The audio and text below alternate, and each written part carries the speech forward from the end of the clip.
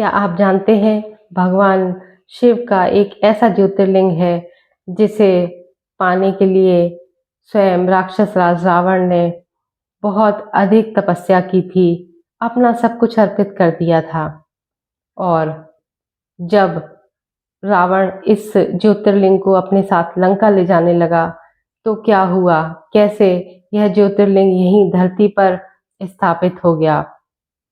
क्या वरदान था जो भगवान भोलेनाथ ने रावण को दिया, क्या तपस्या की थी रावण ने। आइए आज हम जानते हैं इस बैद्यनाथ ज्योतिर्लिंग, जो कि 9वां ज्योतिर्लिंग है, इसकी दिव्य कथा को। नमस्कार दोस्तों, मैं हूं शिखा दुबे। स्वागत है आपका मेरे चैनल भारत का सनातन रहस्य ज्ञान में। तो आज इस ज्योतिर्लिंग 12 ज्योतिर्लिंग की कथाओं की श्रृंखला में आज ये 9वां ज्योतिर्लिंग बैद्यनाथ ज्योतिर्लिंग की हम कथा शुरू करते हैं।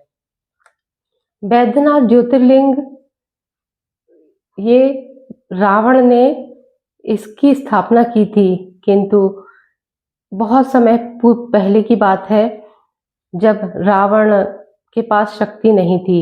रावण बहुत कठोर तपस्या पहले रावण ने भगवान भोलेनाथ की कैलाश पर्वत पर। भगवान भोलेनाथ का परम भक्त था रावण। कुछ समय तक उसने कैलाश पर ही रहकर तपस्या की, किंतु जब भोलेनाथ नहीं प्रसन्न हुए, उसके बाद वह हिमालय क्षेत्र में जाकर वहां उसने एक शिवलिंग की स्थापना की।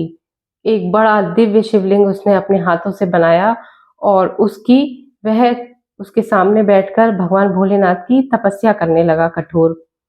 कुछ समय तक उसने इसी प्रकार तपस्या की। इसके पश्चात भी जब भोलेनाथ प्रसन्न नहीं हुए, तो उसने वहां पर 5 गड्ढे किए और उन गड्ढों में अग्नि प्रज्वलित करके गर्मियों में वह उन 5 अग्निकुंड के बीच में बैठकर तपस्या करता, सर्दियों में जल के भीतर खड़े रहकर तपस्या करता और बरसात में खुले में रहकर तपस्या करता। इस प्रकार भी तप करते हुए उसे बहुत अधिक समय बीत गया, किंतु फिर भी भगवान भोलेनाथ प्रसन्न नहीं हुए। तब उसने वहीं उसी शिवलिंग के सामने और अग्निकुंड बनाकर उसमें उसने अपने मस्तक को काटकर चढ़ाना शुरू किया। उसने पहली बार अपना मस्तक काटा और उस अग्निकुंड में चढ़ा दिया और फिर पूजा करने लगा, किंतु वह उसका मस्तक फिर से जुड़ जाता थोड़ी देर बाद। इस प्रकार तप करते करते उसे वर्षों बीत गए। उसे अनुपम बल चाहिए था। वह संसार में सबसे अधिक बलवान बनना चाहता था। उससे अधिक इस संसार में कोई भी बलशाली ना हो। उसे भगवान भोलेनाथ से यह वर चाहिए था। इस प्रकार उसने तपस्या करते करते पहला शीश चढ़ाया, उसके बाद फिर उसने कुछ समय तपस्या की, फिर उसने दूसरा शीश काटकर चढ़ाया। इस प्रकार उसने अपने 9 बार अपने शीश को भगवान भोलेनाथ के सामने अग्निकुंड में समर्पित किया। फिर आई बारी 10वें शीश की। वह अपना जब 10वां शीश काट ही रहा था, भगवान भोलेनाथ प्रकट हुए। वे प्रसन्न हुए और उन्होंने रावण को जैसा बल वह उसको चाहिए था वैसा वरदान दिया, और यह वरदान दिया कि तुमसे अधिक संसार में बलशाली कोई नहीं होगा। और इस बल के वरदान को पाकर रावण बहुत अधिक प्रसन्न हुआ। उसने भगवान भोलेनाथ से एक वर और मांगा। रावण ने भोलेनाथ से एक वर और मांगा।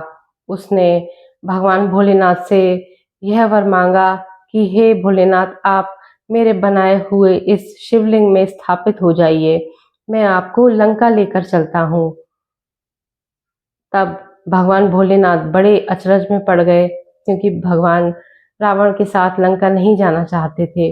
तो उन्होंने रावण से कहा कि देखो रावण, मैं इसमें स्थापित हो जाता हूँ, तुम मेरे इस शिवलिंग को लेकर लंका जाओ, किंतु यदि रास्ते में तुमने इस शिवलिंग को उतार कर जमीन पर रख दिया तो यह वहीं स्थापित हो जाएगा।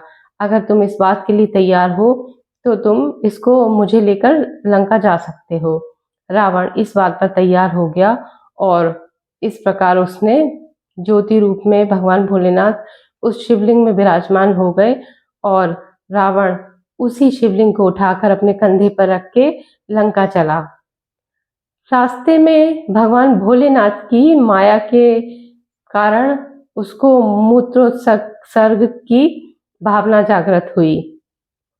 हालांकि रावण अपनी इंद्रियों पे बड़ा संयम था, लेकिन क्योंकि भगवान भोलेनाथ की तो माया थी, किंतु वह मूत्र के वेग को नहीं संभाल पाया और उसने इधर-उधर देखा। उसे एक ग्वाला नजर आया। उसने उस ग्वाले को कहा कि तुम थोड़ी देर के लिए इस शिवलिंग को पकड़े रहना, इसको धरती पर मत रखना, मैं अभी आता हूँ। ऐसा कहकर वह ग्वाली को शिवलिंग पकड़ाकर खुद चला गया मूत्रोत्सर्ग करने। कुछ समय बीता, किंतु ज्योतिर्लिंग का भार इतना अधिक था और भगवान भोलेनाथ की माया थी, वह शिवलिंग और भारी होने लगा। वह ग्वाला उस शिवलिंग के भार को सह नहीं सका और उसने उस शिवलिंग को वहीं धरती पर रख दिया और स्वयं चला गया। जब उस ज्योतिर्लिंग को धरती पर रखा तो वह वहीं स्थापित हो गया और कुछ समय पश्चात जब रावण लौटा तो उसने देखा शिवलिंग जमीन पर है। उसने बहुत प्रयास किया उस शिवलिंग को वहां से उठाने का, किंतु शिवलिंग तो वहां स्थापित हो चुका था। फिर वह रावण शिवलिंग को वहीं छोड़कर भोलेनाथ से प्राप्त हुए बल को लेकर प्रसन्नता पूर्वक लंका पहुंचा और अपनी पत्नी मंदोदरी को इसके बारे में बताया। 9वां ज्योतिर्लिंग बैद्यनाथ, यह झारखंड के देवघर में स्थित है और इसे वहाँ बैद्यनाथ बाबा के नाम से जानते हैं या फिर इस ज्योतिर्लिंग को बैद्यनाथ धाम के नाम से भी श्रद्धालु जानते हैं।